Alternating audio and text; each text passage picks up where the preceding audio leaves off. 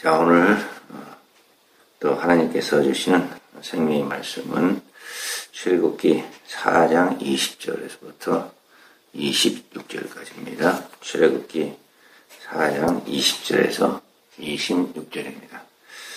자, 제가 읽겠습니다. 모세가 그 아내와 아들들을 나귀에 태우고 애굽으로 돌아가는데 하나님의 지팡이를 손에 잡았더라. 여호와께서 모세에게 이르시되 내가 애굽으로 돌아가거든 내가 내 손에 준 이 이적을 바로 앞에서 다 행하라. 그러나 내가 그의 마음을 강팍게 한즉 그가 백성을 놓지 아니하리니 너는 바로에게 이르기를 여호와의 말씀에 이스라엘은 내 아들 내 장자라. 내가 내게 이르기를 내 아들을 놓아서 나를 섬기게 하라 하여도 내가 놓기를 거절하니 내가 내 아들 내 장자를 죽이리라 하셨다 하라 하시니라. 여호와께서 길의 숙소에서 모세를 만나사 그를 죽이려 하시는지라. 십보라가 차도를 취하여 그 아들의 양피를 베어 모세의 발 앞에 던지며 가로되 당신은 참으로 내게 피남편이로다 하니 여호와께서 모세를 놓으시니라. 그때 십보라가 피남편이라 함은 할례를 인함이었더라. 아멘. 자, 기도합니다. 사랑의 하나님 감사합니다. 오늘도 좋은 날 주시고 주님의 은혜와 사랑 가운데 저희들이 이렇게 새벽기도 예배로서 영광 돌 수 있도록 인도하신 주님을 찬양합니다. 주님의 크신 사랑과 은혜의 말씀이 오늘도 저희 삶 가운데 임하게 하시옵소서. 생명의 말씀으로 저희들을 인도하셔서 세상을 이기고 저 옆에 영광 돌릴 수 있는 은혜의 길로 인도하여 하시옵소서. 오늘도 성령 충만한 역사 저희들을 참된 진리와 생명 가운데 인도할 걸로 믿사옵고 우리 구주 예수 그리스도의 이름으로 감사하며 기도드립니다. 아멘.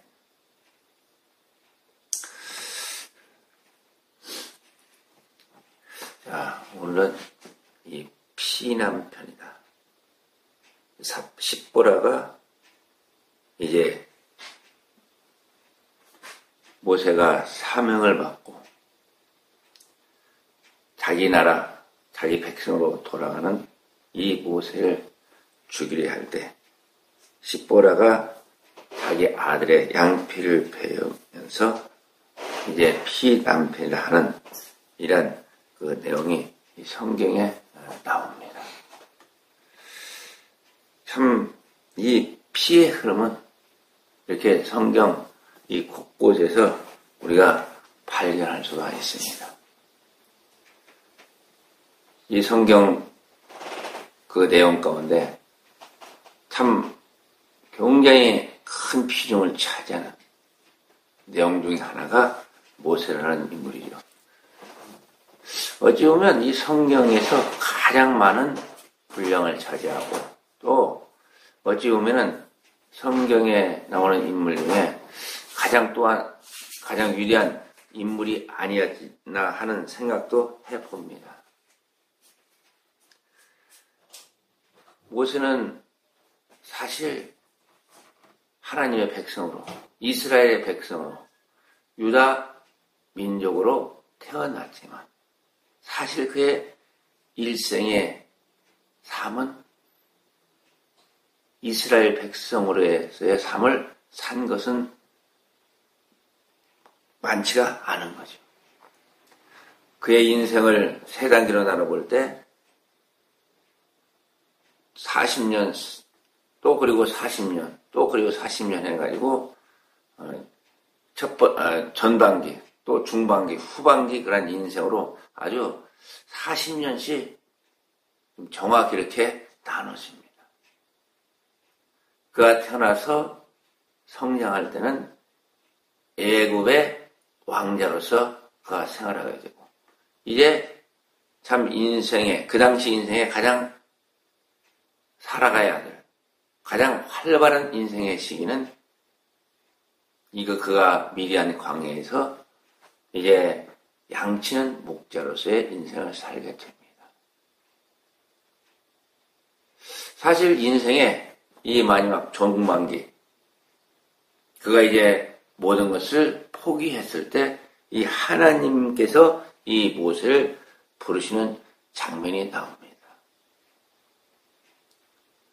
모세는 태어나자마자 3개월밖에 안 됐는데 이제 애굽 바로 왕이 죽이려고 하니까 그가 강가에 던져져서 애굽의 공주에게 이렇게 건짐을 받죠.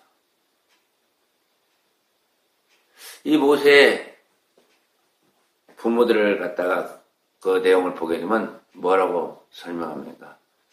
레위 족속의 남자가 레위 족속의 여자에게 장가를 들었다. 이렇게 설명을 합니다. 그래서 어쩌면 이 모세도 이 3개월이라는 기간 동안 그 당시 그 유다 민족들은 8일 만에 할례를 행했잖아요. 그래서 아마 이 모세도 할례를 행한 후에 강가에 버려졌지 않나 하는 그런 추정을 해봅니다. 이런 모세가 사실 이 애굽 공주의 손에 자라면서 왕제의 교육을 받고 자랐지만은 실상은 그가 유다 민족으로서 그 마음 가운데 하나님을 간직하고 이렇게 성장했지 않나 하는 생각도 해봅니다. 왜냐하면 이 모세의 기록의 그 과정 속에 보게 되면 그가 이스라엘 민족을 알았고 또 이스라엘 민족을 위했고 또 그 이스라엘 민족에 대한 어떤 그런 마음이 그 가운데 있음을 볼 수가 있습니다. 그러한 모세는 늘 이스라엘 민족을 향한 그 마음이 불듯 했는지도 모르죠. 그래서 그가 이제 호렙산에서 가시 덤불 가운데 불이 붙은 그 불꽃 가운데 나타난 하나님을 만나고 여호와 하나님을 만나고 그는 이제 사명을 받습니다. 사명을 받고 자기 민족들을 구출하려고 이제 미디안 광야에서 삶을 내던지고 어찌합니까? 자기 민족에게로 돌아갑니다. 그런데 이 민족에게로 돌아가면서 모세는 자인에게 그렇게 말하죠. 가서 그냥 내가 사명 받았다. 그 얘기가 아니라 내가 가서 나의 친척 형제들을 돌아와야 되겠다 하면서 길을 떠나게 되는 겁니다. 이렇게 이 모세가 이 사명을 감당하기 위해서 자기가 그 애고를 행할 때 사실 하나님 앞에서 모세는 뭐라고 말합니까? 자기는 그러한 사명을 감당할 수 없다고 말합니다. 그래서 13절에 보게 되면 뭐라고 그래요? 모세가 가르쳐 주여 보낼 만한 자를 보내소서. 내 입이 둔함이니이다. 이렇게 말을 합니다. 그렇지만 하나님께서는 강권적인 역사로 모세를 이제 애굽으로 보내게 됩니다. 어찌됐든 이렇게 하나님과 모세 사이에 이런 대화가 이루어지고 또 사명이 부여되고 그가 지팡이를 들고 애굽으로 향합니다. 사실 저희가 이 출애굽기 4장 20절을 굉장히 좋아합니다. 늘 마음 가운데 담고 있습니다. 그건 왜 그러냐? 이 말씀 가운데 하나님의 지팡이를 손에 잡아더라. 이 말씀입니다. 제 아이디가 지팡이입니다. 왜 지팡이인가? 제가 하나님으로부터 이 말씀을 받아가지고 제 아이디를 계속 지팡이라고 이렇게 사용을 하고 있습니다. 그래서 저는 이 지팡이를 굉장히 좋아하고 또 그리고 이 지팡이를 손에 잡았더라 하는 것은 바로 뭘 의미하느냐? 이제 이 모세가 하나님의 능력을 가지고 사명의 길을 간다는 것을 의미하고 있는 겁니다. 사실 이 모세는 어느 선지자보다도 어느 하나님의 사람보다도 아주 위대한 사명을 받고 떠나가게 됩니다. 성경에 나오는 인물 가운데 이렇게 크고 아주 광대하고 그 위대한 사명을 받고 그 사명을 감당하는 선지자는 오직 이 모세 하나가 아닌가 하는 생각을 합니다. 참 그 이스라엘 성경을 잘 더듬어 보면은 약 한 200만 가까이 되는 그런 그 이스라엘 백성을 이끌고 나온다 하는 것은 아주 엄청난 위대한 지도자죠. 그 수많은 백성을 이끌고 나온다는 것은 그가 왕자라는 그런 교육을 받아서 참 뛰어난 지략이 있었기 때문에 그렇지 않나 하는 생각도 해봅니다. 그리고 양을 치던 40년의 그 세월이 그는 몸에 배었기 때문에 그 수많은 그 백성들을 이끌 수 있는 지주자로서 하나님께서 그렇게 훈련시키지 않았나 하는 생각을 해봅니다. 그런데 이게 참 우리가 이해하기 힘든 기이한 사건이 발생합니다. 이러한 모세를, 이러한 위대한 지도자, 위대한 이 하나님의 사람을 그 하나님께서 사명을 주고 그가 하나님의 말씀을 따라 가고 있는데 그 가족들과 함께 애굽으로 돌아가고 있는데 길의 숙소에서 이 모세를 만나 하나님께서 그를 죽이려 하신다는 내용입니다. 참 납득하기 어려운 내용입니다. 이해할 수 없는 내용입니다. 왜? 무엇 때문에? 하나님의 그 위대한 사명을 받은 모세를 하나님께서 길가에서 가는 그 과정 속에서 그 모세를 죽이려 했을까 하는 내용입니다. 사실 제가 이 어린 시절에 이 내용을 읽으면서 도대체 이 하나님께서 왜 이런 일을 행하셨을까? 굉장히 많은 의문점을 가지고 있었습니다. 그게 해결이 되지 않았죠. 그냥 간직하고 그냥 살아왔죠. 신앙생활 해왔던 거죠. 그런데 이 길에서 모세를 만나서 하나님께서 왜 이 모세를 죽이려고 하셨는지 하는 내용은 바로 어디에 나오냐. 이제 25절서부터 26절까지 나옵니다. 자, 24절서부터 보게 되면은 여호와께서 길의 숙소에서 모세를 만나사 그를 죽이려 하시는지라. 자, 25절에서 어떻게 됩니까? 십보라가 차도를 취하여 그 아들의 양피를 베어 모세의 발 앞에 던지며 가로되 당신은 참으로 내게 피난편 이로다 하니 여호와께서 모세를 놓으시니라. 그때에 십보라가 피난편이라 함은 할례를 인함이었더라. 이렇게 기록을 하고 있습니다. 이 말씀을 우리가 자세히 읽고 또 이 말씀을 우리 가운데 받아들이다 보면 참 이 말씀의 깊은 곳에서 하나님의 그 의도를 우리가 발견할 수가 있습니다. 왜 그렇겠어요?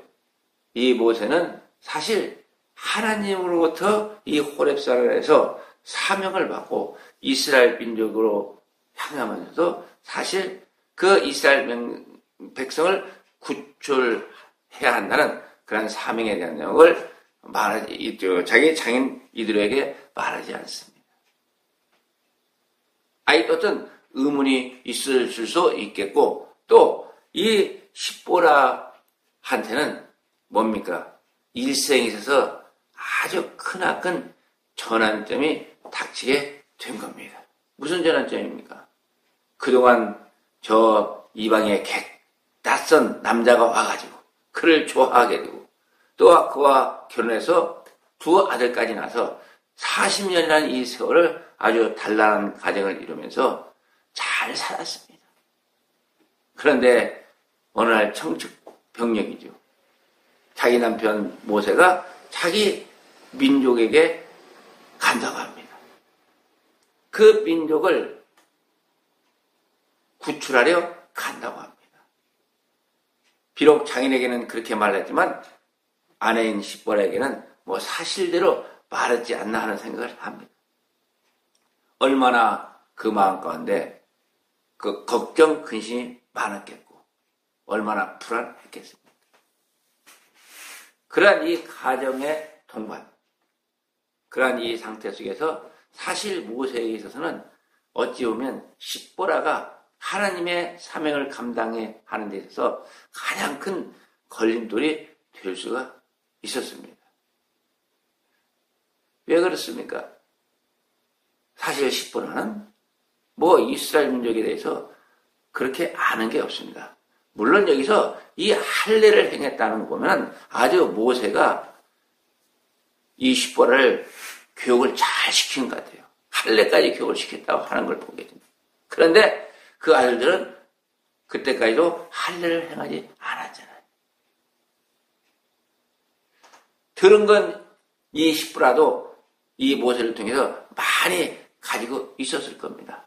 누구에 대해서요? 모세의 민족에 대해서. 이런 이 십보라는 사실 이 모세의 이 행동에 대해서 아마 받아들일 수가 없었을 거예요. 남자에게 있어서는 하나님께서 사명을 주시면 그 사명이 우선이지만 여자는 사명보다도 어디가 우선입니까? 바로 가정이 우선입니다. 이 인생의 그 삶의 가치 기준이 다른 거죠. 하나님께서 이 길의 숙소에서 모세를 만나 죽이려 하셨다 하는 것은 이 말씀에서 우리가 자세히 깨달아 알라 보면은 뭘 의미합니까? 십보라의 변화된 행동을 여기서 볼 수가 있습니다. 이 십보라가 변화되지 않았던 것 같아요. 우리가 이 믿음의 이 식구들도 보게 되면은 참 주님 안에 와서 예수를 믿는다고 하지 않지만 변화되지 않고 믿는 사람들이 굉장히 많이 있죠. 사실 이 사람이라는 이 피조물은 어찌 보면은 하나님의 이 강권적인 역사가 없으면 잘 변화가 되지 않지 않나 하는 생각도 해봅니다.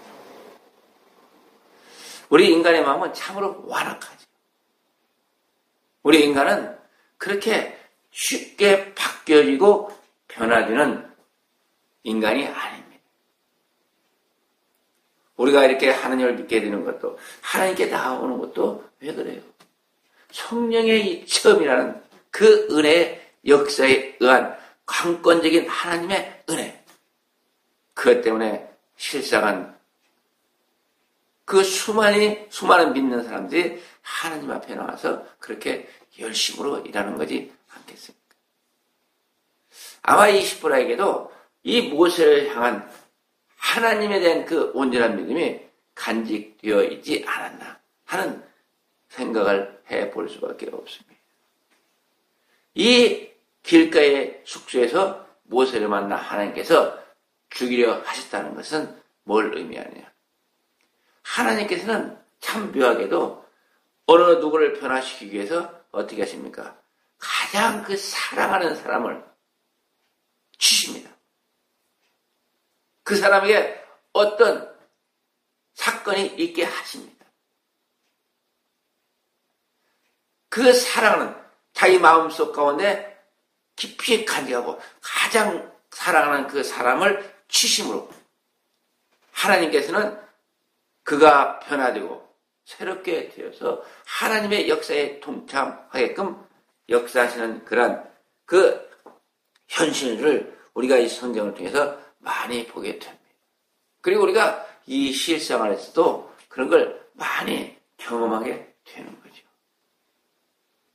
이 십보라를 변화시키기 위한 이제 모세가 하나님의 사명의 길을 가는 데 있어서 가장 걸림돌이 되고 이 방해꾼이 될 수밖에 없는 그 십보라를 하나님께서는 이 모세를 통해서 변화시키실 필요가 있었던 겁니다.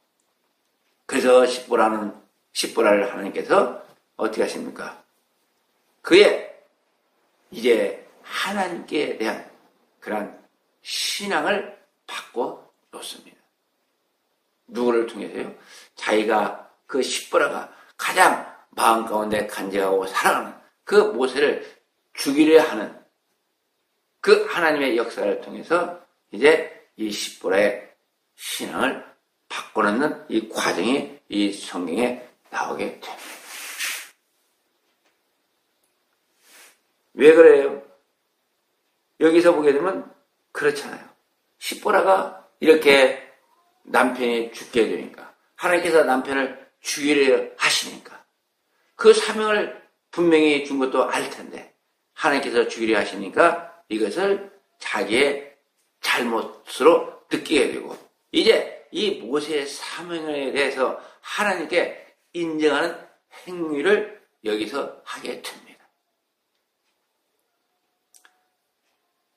40년의 결혼 생활을 했으니까 그 아들의 나이가 몇 살인지 모르겠지만 상당히 장성했겠죠. 그런데 그때까지도 이 십보라에게는 하나님에 대한 믿음이 없었다고 볼 수밖에 없습니다. 왜 그래요? 이스라엘 민족에게서 가장 소중하게 여기는 그 할례를 행치 않았습니다. 당시 고대 사회는 어떤 사회입니까? 이 남자가 중시되는 사회입니다. 씨가 중시되는 사회입니다.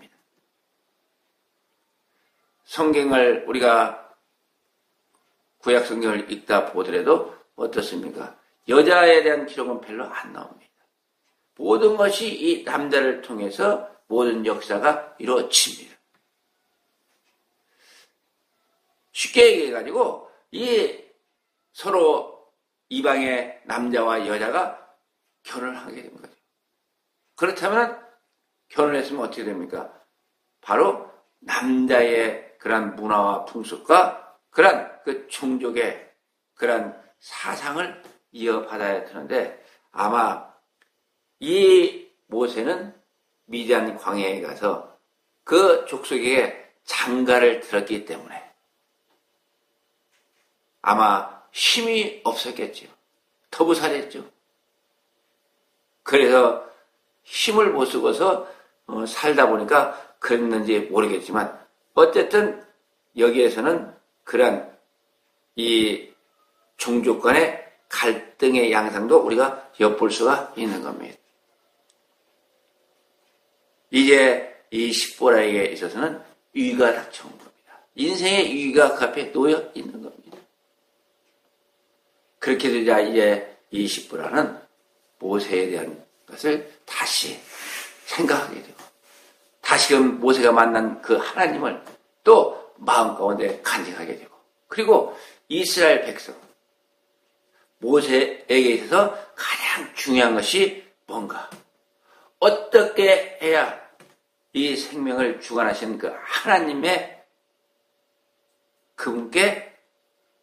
그분이 원하시는 것을 행해서 이 모세를 살 수 있을까 하는 그런 궁리 끝에 이 사실을 깨닫게 된 거죠. 바로 뭡니까? 자기 아들의 양피를 베는 그 할례의 행위였던 겁니다. 자기가 그동안 그 남편과 더불어 살아왔지만 그 남편에 대해서 인간으로서의 남편은 인정하고 살았을지 모르지만 하나님의 백성이요. 하나님의 일꾼인 그 모세에 대한 것은 인정하지 않았다는 것을 우리가 여기에서 엿볼 수가 있습니다. 쉽게 얘기해서 이 이스라엘 민족이 섬기는 그 하나님에 대해서는 그가 어떻습니까? 받아들이지 않았다고 볼 수 있는 겁니다. 그래서 이 십보라는 자기 아들, 장성한 아들이지만 데려다가 양피를 베어서 뭐라고 선포합니까? 아, 모세는 나의 피난편이다. 핏가루로 산 나의 남편이다. 사실 여자에게 있어서 아들은 뭐예요? 자기의 목숨과 같은 겁니다. 생명과 같은 겁니다. 이제 내 아들의 그 양피를 비워서 그 피로서 이 모세가 나의 남편임을 인정한다. 이런 뜻이 여기에 담겨 있다고 볼 수가 있습니다. 그래서 이 피남편이다. 이런 이 내용을 우리가 좀 유심히 깊이 있게 들여다보면 이 십보라의 이런 그 선언, 피남편이라고 말하는 이 선언의 그 안에는 뭐가 담겨 있나요? 제가 몇 가지 한번 정리를 해봤습니다. 과연 이 피남편 가운데 담겨 있는 이 십보라를 통한 하나님의 복음의 길은 과연 뭐였는가? 첫 번째로 여기서 이 십보라는 이 자기 아들의 양피를 위해서 피난편이라고 그렇게 외치는 그 가운데 무엇가 그 안에 담겨 있습니까? 이제야 이 십보라는 모세가 하나님의 종이라는 것을 인정하는 내용이 여기에 담겨 있다고 볼 수가 있습니다. 그가 사명의 길을 간다고 하는데 따르는 거지만 그 마음 가운데는 인정하지 않았지만 이제 이 모세의 죽음 앞에서 십보라는 하나님께 그를 살려달라고 간구하면서 자기 아들의 그 피, 할례의 그 피를 하나님께 드림으로 바로 모세를 하나님의 종으로, 남편이 아니라 이제 하나님의 종으로 인정하겠다는 그런 의미가 이 안에 담겨 있다고 볼 수가 있습니다. 그리고 두 번째는 뭐냐? 이제서야 그가 하나님을 만나게 되고 자신의 죄를 인정하는 거죠.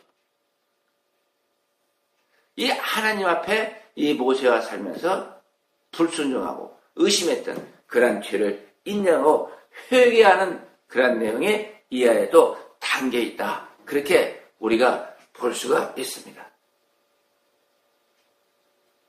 이스라엘 백성에게로 향하는 그 십보라가 이제는 나도 하나님의 백성으로서 하나님께 죄를 회개하고 자신을 받아 주십사 하는 그런 내용이 담겨 있다는 거죠. 그리고 세 번째는 뭡니까? 이렇게 회개한 이 십보라는 뭐예요? 자신과 자식까지요. 이제는 하나님께 속한 자라는 것을 인정하는 겁니다. 양피를 베지 않은 것은 바로 뭘 의미합니까? 이스라엘 백성으로서 인정을 하지 않았던 거죠. 그렇지만 이제 할례를 행함으로 성경에서는 그렇죠. 외국인이라도 그들이 이스라엘 백성과 같이 살면은 할례를 행하라고 했습니다. 하물며 모세의 자식인데 할례를 행치 않았다는 것은 하나님의 백성으로 인정을 안 했다는 겁니다. 그렇지만 이제 이 십보라가 이 모세의 죽음 앞에서 바로 이러한 내용을 인정하는 것이 이 내용이라고 우리는 그렇게 받아들일 수가 있습니다. 그리고 네 번째는 이 피난편이라고 한 것은 바로 뭘 의미하느냐? 이제는 자신의 모든 것을 남편에게 복속시키겠다. 그의 뜻에 따르겠다. 피난편은 뭐예요? 자기 자신을 위해서 희생했기 때문에 피난편이라고 하는 겁니다. 자기를 구원할 수 있는 그런 하나님의 일꾼이요, 하나님의 사람이요, 하나님의 지도자이기 때문에 이 모세를 피난편이라고 이 십보라가 외치고 있는 겁니다. 이것은 우리가 장차 우리 주 예수 그리스도의 그 피를 통한 하나님의 구원의 역사를 이 가운데 담고 있다. 우리는 그렇게 받아들일 수가 있는 겁니다. 그래서 그냥 남편이 아니고 자식의 그 양피를 베어서 그 피를 통해서 하나님께 뭐예요? 그리스도의 구원의 표식을 보여준 거라 그렇게 볼 수가 있는 겁니다. 사실 이 모세가 누구예요? 장차 오실 메시아, 예수 그리스도에 대한 그림자라고 우리가 볼 수가 있습니다. 이스라엘 민족의 그 역사 속에서 아주 위대한 지도자였던 이 모세는 어찌 보면 가장 근접한 예수의 그림자였다. 예수님의 그림자였다. 우리가 그렇게 이해하고 받아들일 수가 있는 겁니다. 그래서 이 모세에게 십보라는 이 할례의 피를 통해서 그걸 인정하는 자신의 모습을 여기에서 표현하고 있다. 그렇게 볼 수가 있습니다. 이렇게 이 아들의 피로서 나왔던 이 십보라.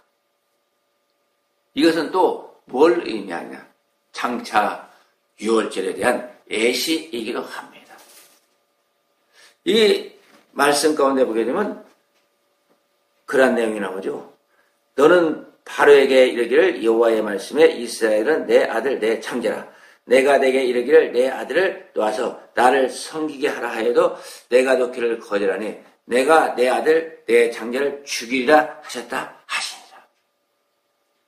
이미 여기에서 이 이스라엘 백성이 이 유월절을 통해서 즉 10가지 재앙 가운데 마지막 재앙인 그 애굽에 있는 모든 생물의 장자를 다 죽이는, 그리고 이스라엘 백성의 장자는 다 살리는 그 양의 피, 즉 예수 그리스도의 피를 애시하는 그 양의 피를 통해서 구원을 받게 되는 그러한 내용을 벌써 하나님께서 여기에서 말씀하시잖아요. 하나님께서 알려주십니다. 하나님께서 말씀하신 거기 때문에 이것은 사람이 말하는 건 애언이라고 하지만 이것은 애언이라 바로 계시죠. 그 내용을 알고 있었다는 것을 여기에서 엿볼 수가 있습니다. 그러한 그 예시, 그 유월절의 이 피를, 이 할례의 이 피를 통해서 여기에서 상징적으로 나타나고 있다. 이렇게 볼 수가 있는 겁니다. 그래서 이 모세가 애굽으로 향하는 이 길가에서 하나님께서 모세를 죽이려 하셨던 것은 사실 모세를 죽이려고 했던 게 아니고 바로 왜 죽이려고 하셨느냐. 이 십보라를 변화시키기 위한, 십보라가 제대로 하나님의 사랑으로 바꿔놓기 위한 하나님의 뜻과 그 역사가 여기에 담겨 있는 것이다. 그리고 이 할례의 피에 깨닫게 하기 위해서, 깨우치기 위해서 이렇게 여기에서 하나님께서 행하셨다. 우리는 그렇게 이해하고 받아들일 수가 있습니다. 우리가 이 성경에 나오는 이 피의 그러한 역사들은 그냥 간다는 것이 없습니다. 아주 깊고 오묘함이 그 안에 담겨 있다는 것을 우리는 깨달아 알 수가 있습니다. 이제 이렇게 되니 모세는 어떻습니까? 가벼운 발걸음으로 참 하나님의 지팡이를 힘있게 잡고서 그가 사명의 길을 갈 수 있지 않았나, 그렇게 볼 수 있는 대목이기도 합니다. 그래서 우리가 이 살아가면서 하나님의 그 행하시는 역사는 우리 인간의 참 지혜로서는, 경험으로서는 사실 깨달아 알지 못할 때가 너무나 많이 있습니다. 그럴 때일수록 우리에게 뭐가 필요합니까? 예수의 피가 필요한 것이고, 우리를 구원하신 그 주님의 피가 우리를 새롭게 하고 변화시킨다는 사실입니다. 이 당시는 주님의 피가 없었기에 이제 상징적인 피로서 하나님께서 가르쳐 주신 그 피의 그 역사로서 우리가 하나님의 인남을 깨닫게 되는 내용들이라는 사실입니다. 이 십보라의 행위처럼 우리도 이제 주님 앞에 우리의 잘못되고 그릇되고 잘못 깨달았던 그 모든 것들을 우리 주님의 피를 통해서 다시 한번 점검하고 새롭게 돼서 하나님의 그 사명을 감당하고 하나님 안에 온전히 거할 수 있는 여러분들이 되시기를 주님의 이름으로 축원을 드립니다. 기도하겠습니다. 사랑의 하나님 감사합니다. 우리는 이 세상 살아가는 모든 삶 가운데 알 수 없고 깨달아 알 수 없는 뭐하는 일들이 우리 가운데 주어지지만 그렇지만 분명한 것은 그 가운데 하나님의 선한 역사가 있다는 사실을 우리는 늘 깨닫게 됩니다. 주님이시여 우리의 미련하고 어리석음을 깨우쳐 주시고 참된 지혜와 명철로서 하나님의 온전함을 분별케 하여 주옵소서. 이제 오늘 또 이 10번을 통한 그 할례의 피로서 우리가 온전하신 그 피의 복음의 역사를 받아들이게 하여 주옵소서. 함께 하심을 믿사옵고 우리 구주 예수 그리스도의 이름으로 감사하며 기도드립니다. 아멘.